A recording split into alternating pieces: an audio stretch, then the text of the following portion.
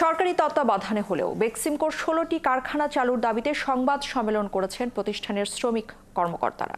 তারা দাবি করছেন 40,000 মানুষের জীবিকা চালু রেখেই ঋণের অর্থ আদায় সম্ভব। এদিকে বুধবার গাড়ি ভাঙচুর এবং কারখানায় আগুন দেওয়ার বিষয়টি জানতে চাইলে কর্মকর্তারা বলেন ঘটনাটি অনাকাঙ্ক্ষিত। শ্রমিকদের কোনো অংশ এটি করে থাকলে এই দায় প্রতিষ্ঠানের নয়। বিস্তারিত রিয়াজ সেজানের প্রতিবেদনে। কারখানা খুলে দেওয়ার দাবিতে একের পর এক কর্মসূচি দিয়ে আসছিল বেক্সিমকো ইন্ডাস্ট্রিয়াল পার্কের শ্রমিক কর্মচারীরা।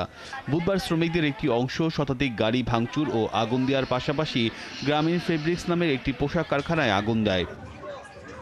যদিও শ্রমিকদের এইসব কর্মকাণ্ডের দায় নিতে চান না প্রতিষ্ঠানের কর্মকর্তারা। বৃহস্পতিবার কারখানা খোলার দাবিতে বেক্সিমকোর কর্মচারীরা সংবাদ সম্মেলনে দাবি করেন আন্দোলনকে ভিন্ন খাতে যারা প্রবাহিত করতে চায় তারাই এসব ঘটনা ঘটাচ্ছে।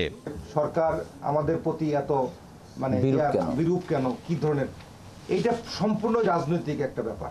যেখানে কোথাও থেকে কোনো ধরনের আশ্বাস বা সুযোগ যখন পাচ্ছে না তখন আমরাও তো দিশাহারা হয়ে যাচ্ছি। সরকারি তত্ত্বাবধানে কারখানা চালু রাখার দাবি জানিয়ে তারা বলেন উৎপাদন চালু রাখলে বেক্সিমকোর ঋণ ধীরে ধীরে পরিশোধ সম্ভব।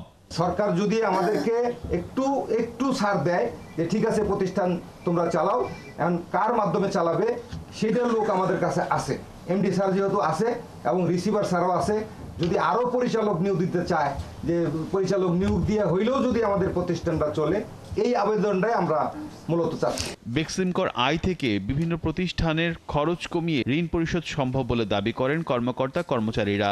বেক্সিমকোর বিভিন্ন প্রতিষ্ঠানের কাছে সরকারের পাওনা প্রায় 25,000 কোটি টাকা। রিয়াজ সেজান, 71, ঢাকা।